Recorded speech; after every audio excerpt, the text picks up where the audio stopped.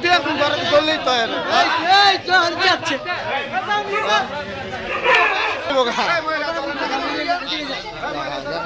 দশটা লোক শিক্ষা আর শিক্ষা পায় লোকে তুই এখন ঘরে করলেই তো যাচ্ছে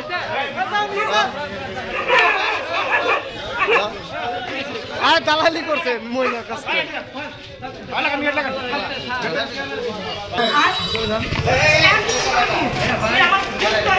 উনি প্রশাসনের কথা বলে পিপিএর লোকের কথা বলে বলছে যে আপনাদের এই মামলা আমরা নর্মাল করে দিব। আমি স্যারের সাথে আমার ভালো সম্পর্ক আছে, আপনি যদি আমার টাকা দেন এটা সমাধান করে দিব।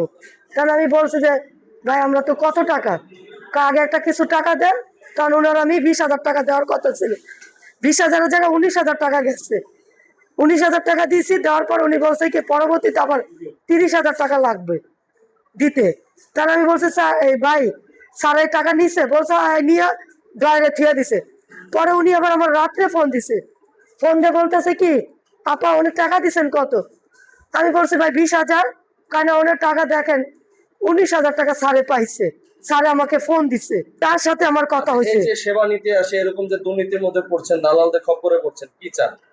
আমরা তার বিচার চাই। সে এই ধরনের প্রতারণা করবে কেন? তার বয়স হয়ে গেছে। এই যে আজকে আমার এই ক্ষতিটা কত বড় ক্ষতি হয়ে গেছে তার কারণে। আমি মনে করছি সে তো টাকা সারেরে দিচ্ছে, কিন্তু আসলে তো লাগে না টাকা হার পকেটে নিয়ে ঢুকায় রাখছে। তারপরে তাকে আমি অন্য সিম দিয়া তারপর অন্য পরিচয়টা তারা ধরছি, ধরে থানার সামনে যে থানার ভিতরে আনছি।